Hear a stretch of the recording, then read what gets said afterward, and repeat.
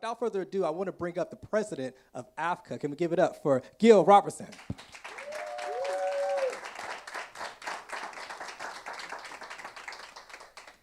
Hello, everyone.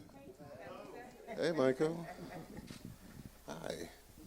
So you are in for a treat today. How many of you have seen The Color Purple? You saw it in the movies? You saw it on Broadway? Yes. And now you're about to see it again, reimagined.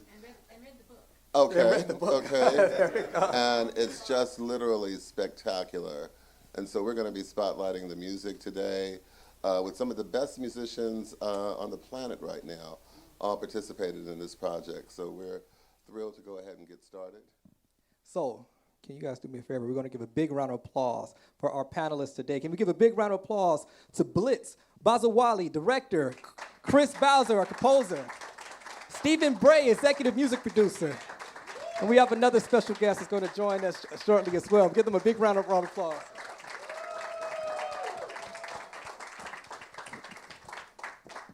Amazing, amazing. First off, I heard that you guys have been on a tour, right? doing the different screenings and things like that. Can you talk a little bit of just how those experiences have been so far? Wow. First, thank you all for being here. Very much appreciated. It's been incredible. It's been incredible. I mean, we've been, as a filmmaker, you're in a vortex for a very long time, uncertain if the path you're charting is the right one. And when the film finally comes out, it's like you can't take it back. So to be blessed to have audiences feel all the intended feelings. They laugh, they cry, they gasp. It's quite an incredible experience. I've also had the privilege of being at almost every Q&A panel, which is a lot of work. But no, I've really enjoyed, whether it's being with the artisans and the brilliant minds that helped me create it, or the cast, who you just have to see to believe. I mean, just their passion, what this means to them. Fantasia, who I'm calling the Phoenix, just reborn, is just unbelievable.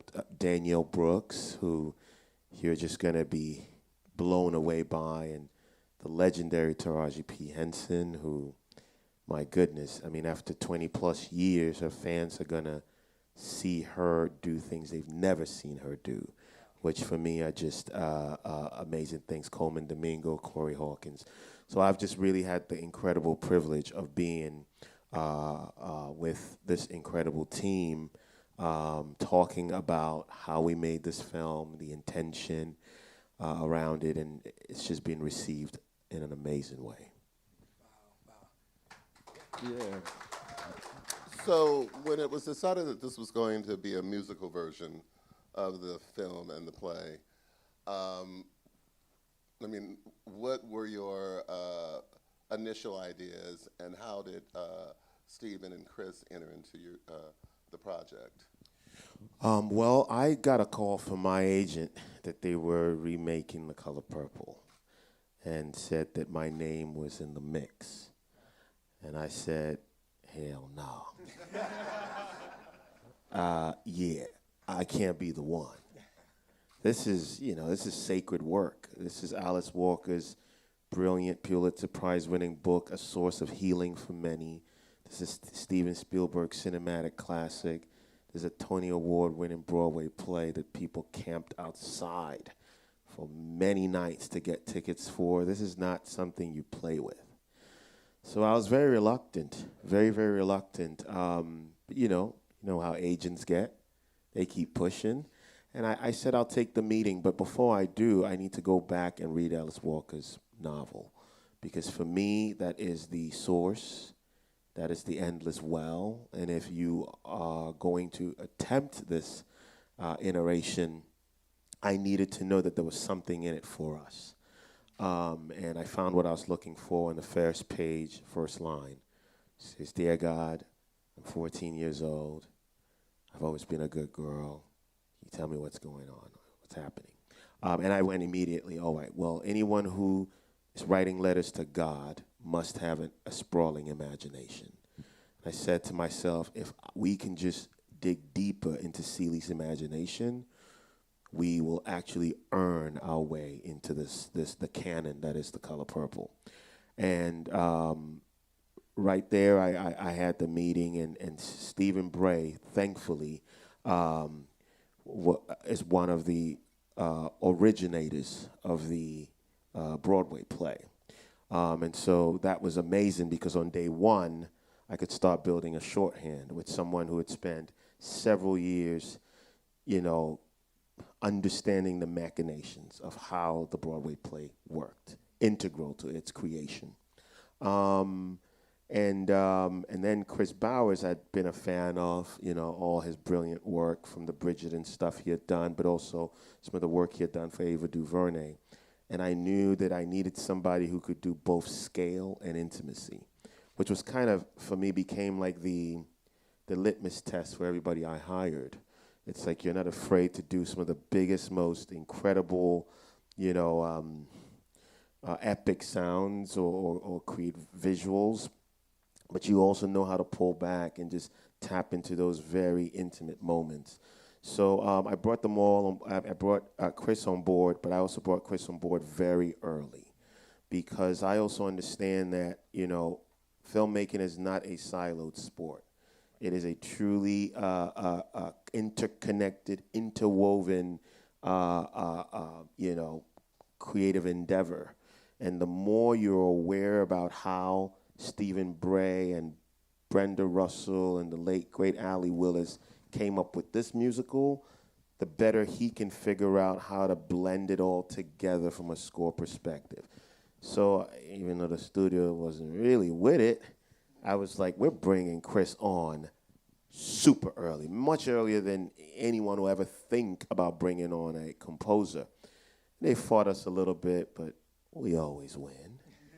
We always win. We know how to persuade them. But I think just having Chris on so early and having not only having him on early as an observer, but also an active participant in helping us reimagine the music.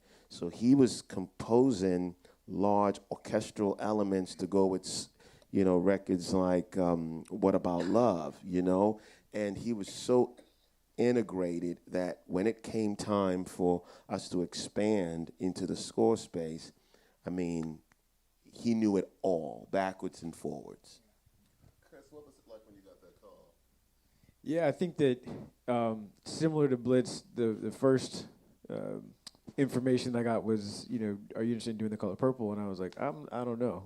And then they said that Blitz was the director. I was like, yes, like immediately, because I still have so many images burned in my brain from the birth of Kojo, like the car burning on the beach, or the sparkles over the girl with the umbrella, and same with Black is King. And I knew that this was going to be different, and also such an epic reinterpretation of this story. I knew it was going to be so rich in terms of its cultural proximity and representation, and just incredibly artful. And so for me, I just was excited to be a part of it, and knowing that it was a musical, I didn't even know how I was going to fit in, but I just was like, it would be an honor to be a part of this legacy, but also especially what I imagined Blitz's vision would be. I was talking the other day to a friend. Oh, I'm sorry. I was talking the other day with a friend, and we were talking about comparing the Margaret Avery version of God is trying to tell you something. Right, God is trying to tell you something with the one with Taraji's. It still resonates. Why do you think that is? Well, the story, you can go back to Alice Walker. I think the story has to do with especially black people being resilient and being able to find the capacity for what I think we talk about it as radical forgiveness, and how no matter what you've endured, if you have a relationship with God the way I think Suge sort of espouses in the story, you can endure anything. And you'll come out on top, and you'll come out radiant with love, and I think that doesn't get old. So I think it continues to, vibrate for us and resonate for us. And thank God, Blitz came aboard, and Chris, and I worked with Chris on Respect, and then my wife worked, Stephanie Elaine worked with Chris on Dear White People, I believe, and that's when I first heard it, and I said, we want him whenever we can. So, and I think the team, as Blitz was saying, Marcus Gardley, who we haven't mentioned yet, brought in some moments in the screenplay that I thought, this is, I've been waiting for this for 20 years, because there's only so much you can put into the story, especially when you have songs driving a musical, iteration. But he just put some gems in the screenplay that I won't spoil for anybody, but they really help bring what I'm talking about in terms of that, the essence of the story, the essence of what Alice was putting on the pages onto the screen. I want to talk about, and you guys all touched on the different mediums that this story has been told in. What are the things that translate from each medium, from the book version to the play to the film, and then what are some of the new elements, especially in the film, that are introduced in the new medium? Well, I can jump in and say, Blitz was able to get into the imagination of Seeley in a way that, we can't do on the stage. It can't happen in the book you make your own pictures, obviously. And on the stage, you're limited. You have a proscenium, you have lights, you can turn them down or turn them up. You can't do dissolves, you can't do crossfades, and you cannot imagine the way that Blitz was able to get into Seeley's mind. And so I think that was a beautiful, gift. What I love is, even just watching you guys backstage, it seems that there is a relationship that you guys have that kind of helps translate in how you work together. Could you talk a little bit about just pulling this team together for this project? Yeah, I really believe in working in harmony. I've always said in the capacity as a director, my job is truly a conductor, right? It's to find brilliant, creative minds, first chairs only. That's my theory, just the best of the best.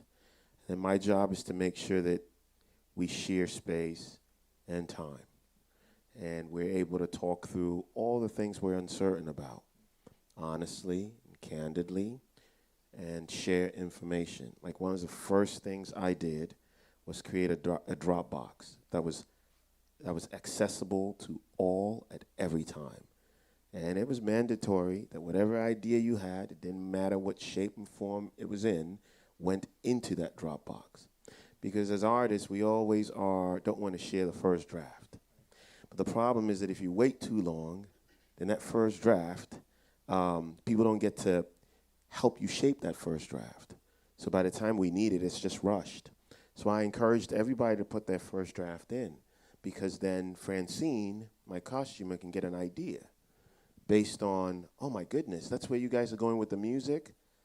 I think that red dress for Suge is going to work.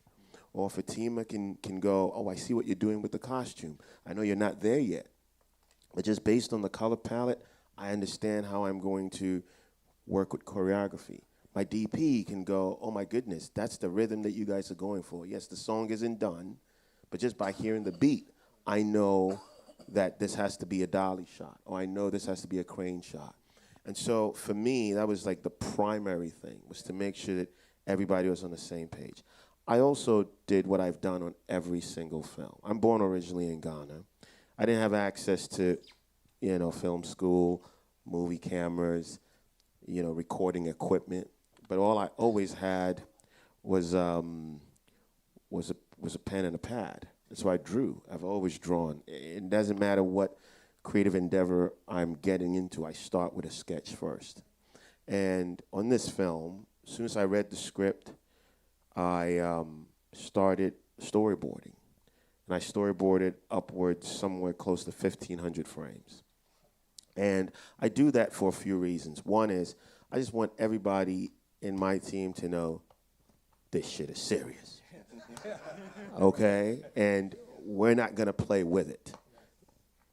And every frame is going to represent something that we are all going to be working towards. Because the reality is, if I gave everybody on this stage a script, we're going to end up with same script, same words. We'll end up with 5 different movies because everybody sees the world different. Where the camera goes will be different.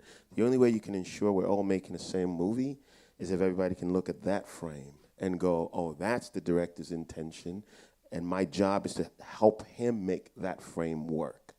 And what I do beyond that is I scanned all my storyboards. I cut them all into a 2-hour, 15-minute, sequence. I got Fatima's skeleton crew dances, cut them in as well. And then I hired voice artists to read the entire script. And I know, it's sounding a bit OCD-ish. But let me just say, it was really helpful.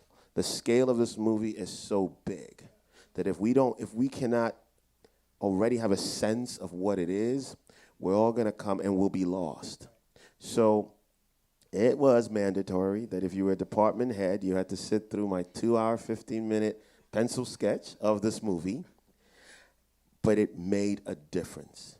We laughed while we watched it. We cried while we watched it. I mean, there were things. And I said to myself, I went and found temp score. I went on YouTube. I found, sound effects. So it was in there. So there's a version of this movie you might never get to see that is very close to the movie we ended up making.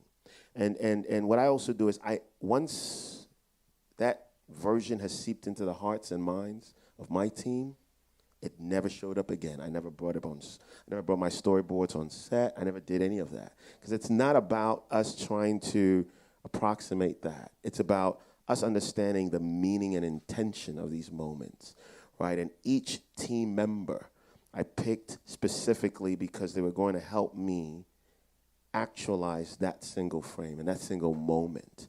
And so, it took a while, several months of work, but I think we came out the other side. Yeah, it's. I don't know if you've ever seen it, but We can definitely clap for that. Yeah. Yeah, for sure. Seen it, yeah.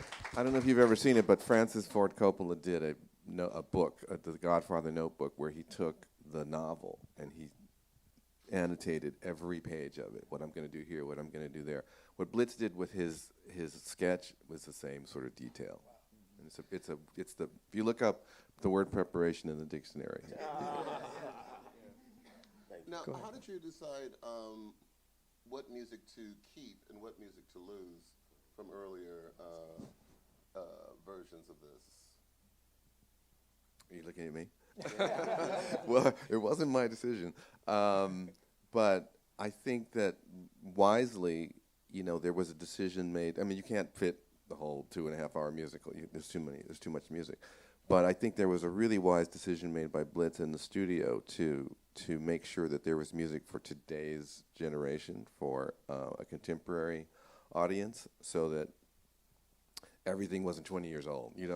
I think that would have been a different experience for people, and I think bringing in Nova Wave and The Dream, who will be sitting here eventually, I think was a brilliant idea to keep it current and keep it contemporary and keep it relevant to And today. the whole idea is to introduce it to A new young generation, people, exactly. right? I just hope that the next generation is not AI. That part. Yeah, I wanted to, you kind of going where I was headed. How, having all of the rough drafts, how did that change your approach with creating the music versus, different projects that you worked on? What was the difference in this project?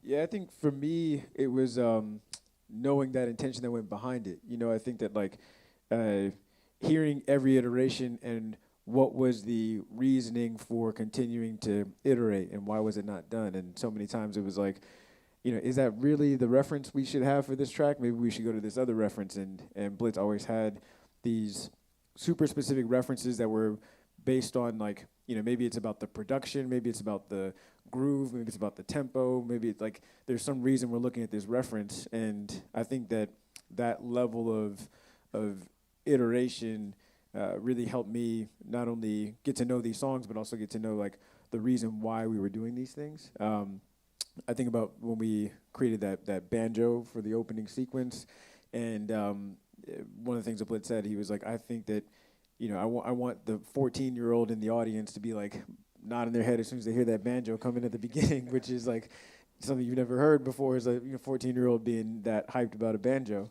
And I think that type of, again, proximity to like this era and culture is something that really helped me be as intentional with the score side of things. I love that. And, listen, I come from hip hop.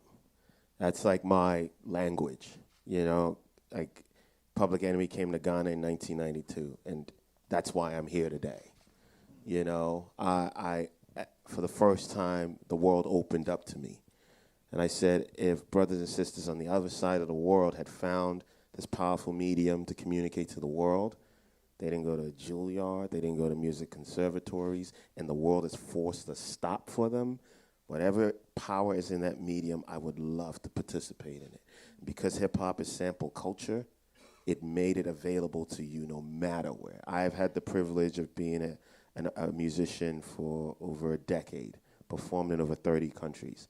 No matter where I've been, hip-hop culture is seminal to youth culture, because if I'm a Brazilian hip-hop artist, I can sample samba or bossa nova. All I have to do is have those hard drums, and I'm in. If I'm in Ghana, which is what we did, we took high life records, Afrobeat records, added some, funky drummer breaks, and before you knew it, we had our version of hip-hop, which we called hip life. And so I approach nothing without the lens of hip-hop. Nothing. When we were, that banjo, I called him, I was like, that Goody Mob joint?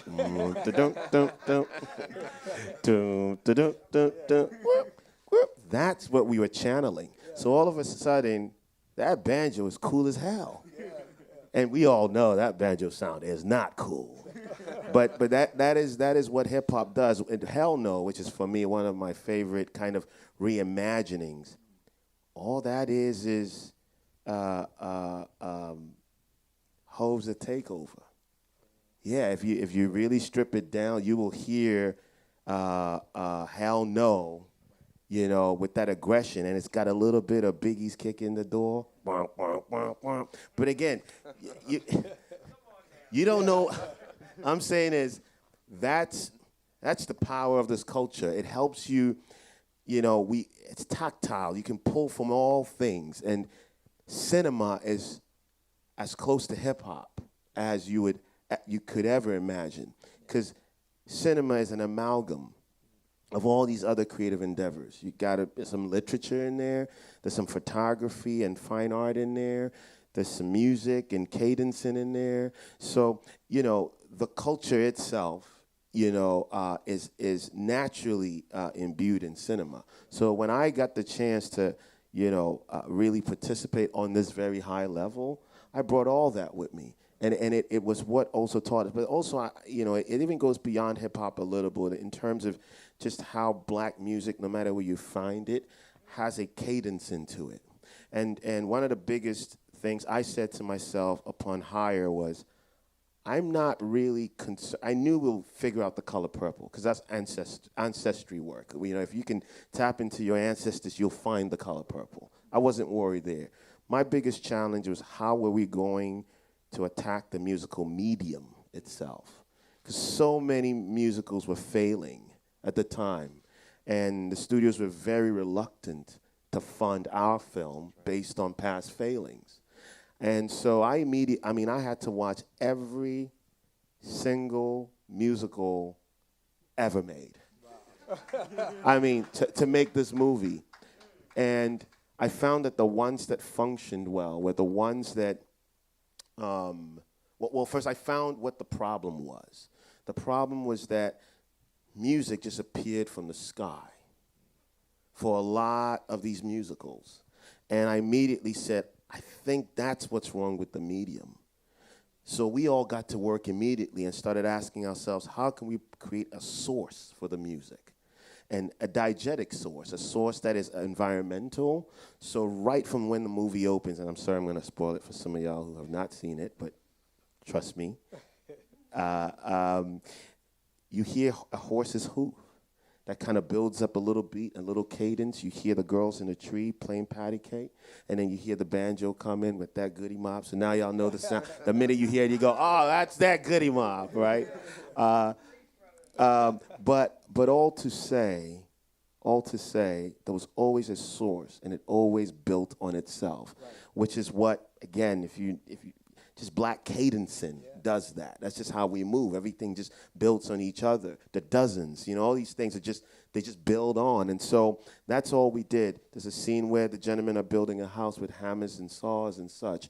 Before you know it, it's like it's turned into a rhythm. They're putting up posters. It turns into a beat, and I think that most people have come up to me and say, man, I hate musicals, but I loved your movie. I think that's what it is. We grounded the music in reality, right? And it was a very small thing in the scheme of things, but it moved the needle so far because all of a sudden the audience could find the source. Wow. I know we got the clip. We're going to toss to a clip and then talk about it. So the first one is Everybody Wants to Be Loved, which Mr. Bowers here had something to do with. So talk about the construction of the music used to support that scene. Yeah, that one was such a subtle approach to that. We talked about how that scene did need music, but at the same time couldn't have something that was overbearing or was taking away from the moment and the conversation. And so, my approach to writing it was really, in terms of like the orchestration of it and the pacing of it, was almost like church, like basically just accompanying her and like making these little slight adjustments. And there's it's a very simple piece, but at the same time, there's like all these little like the shape of it is based on what she's saying. She starts talking about all the things you can see God in, and then towards the end, there's another shift when Celie has her response in terms of like her questioning of God. But what was interesting is I did a first pass of it. It felt like it had the right tone, and then Stephen actually was made a great suggestion of actually quoting The Color Purple, the song The Color Purple there. And most of the score, Bliss and I worked to create these tangents that are connected to the songs, but of their own. And this was one of the only times where we were really intentional about planting that seed of that song, because we don't hear it up until the very end of the movie. And so this being literally them talking about The Color Purple, Stephen had the great idea of using that. So I went back and reshaped, kind of approached it similarly in terms of the shape and all that, but just using that exact melody and harmonic information so that it felt connected to that. Wow. This is amazing. It's amazing. We're going to go to the third clip instead. Okay. We'll go to the third clip. So you want to introduce that one? This is or maybe we could go to the second one. Just they're both. Yeah, let's do the second one. So we'll go to the second clip. Wow. Well, this needs to just come out already. Can you talk, what I'm interested to know now that I'm here in the process, how close was that to the first draft reference? Well, this is one of the moments Stephen was talking about, where this was written by Nova Wave. It was something that we needed because Nettie needed a song, one that would be a piece of encouragement to her sister, knowing that very soon the sisters will be torn apart. And so, we taxed Hallie with coming up with something that she would sing, and she went to her team and co-wrote that song with them. And when we got it, it didn't feel like it fit in the fabric of the movie, because it was, as you can tell, it has a bit of a poppier. So much life. Yeah, exactly. So I called Stephen and Nick, and I said, I think it just needs to be darker. You know what I mean? To feel the tone of the movie a little bit. It can't be too bright because of where we are in the story and also what I knew was coming. So we got all together and, there's this incredible Ahmad Jamal joint, Say a Little Prayer. Da-dum, ding-a-da-dum, da-dum. That's the hip hop. Yeah. That's again, I can't help it, y'all. Sorry. So, I was just like, it felt like it had a drive, and so, that da-dum that we're hearing, that was the inspiration for that, and I feel like it just grounded us a little bit more. It was just grittier, and it helped kind of contrast Hallie's very sweet voice with something that was just a little bit more gritty. And I think it really eventually, in the scale and scope of the story, it really, really fit. We get to the last one. And then final credits.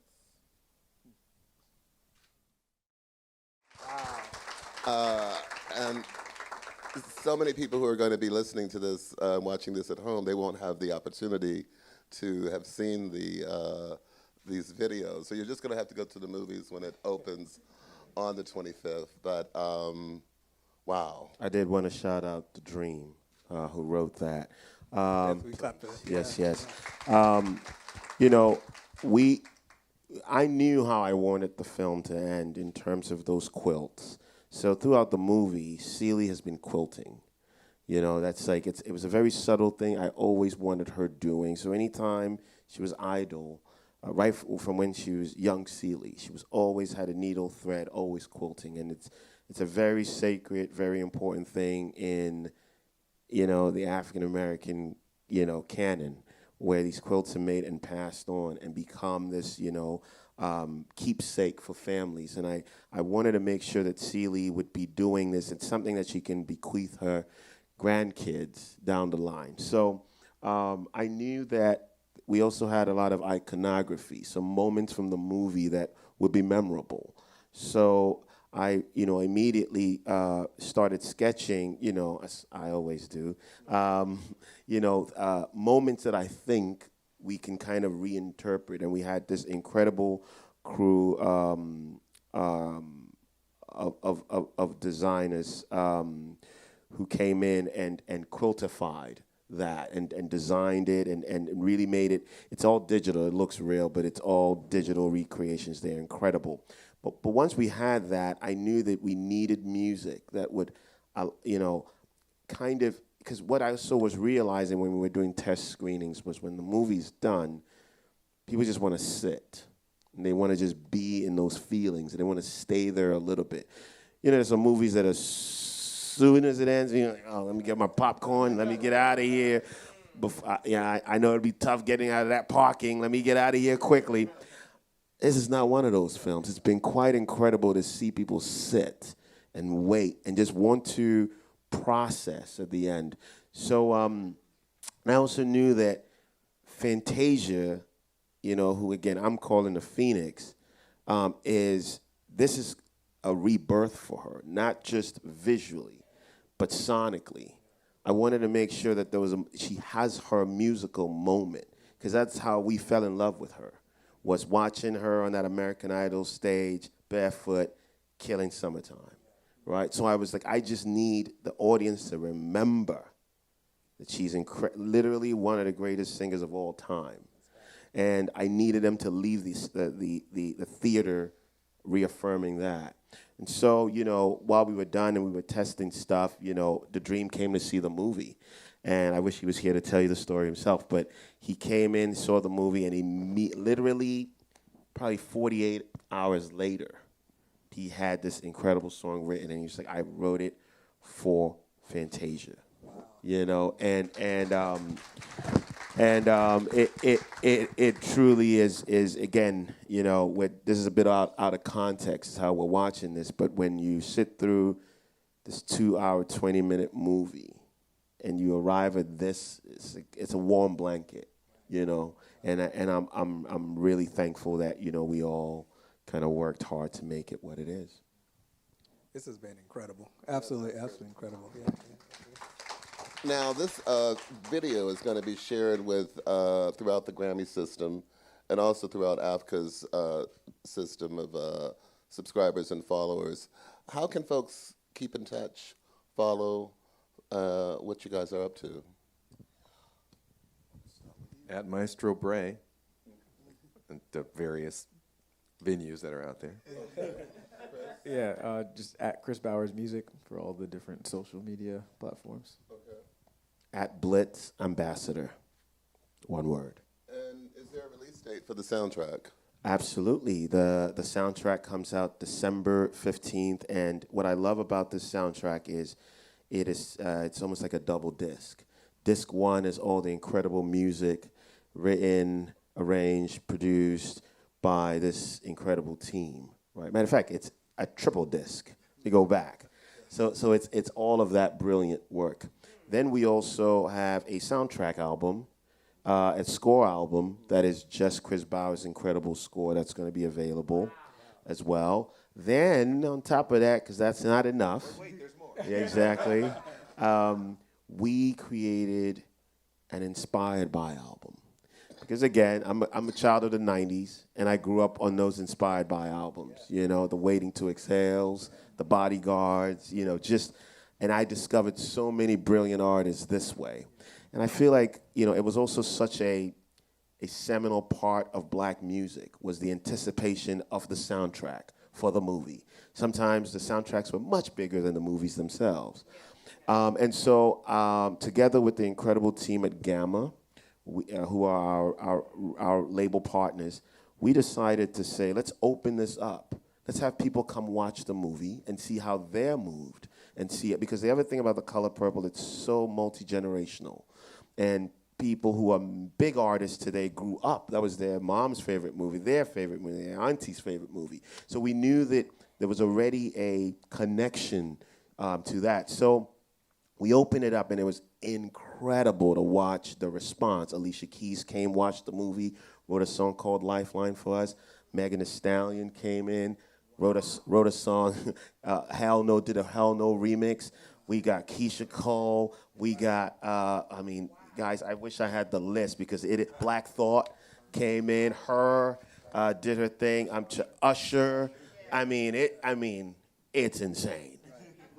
It's insane. And again, for me, it harkens back to this amazing time where, you know, black music dominated soundtracks. And it was a moment. And I really cannot wait on December 15th for the world to experience this. And of course, the movie itself comes out in theaters on Christmas Day. Rock your purples, y'all. You don't want to be the only one out there wearing something odd, okay? Wear your purples, because it's going to happen, trust me.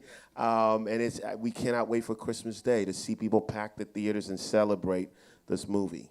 Wow. Thank you. Yeah.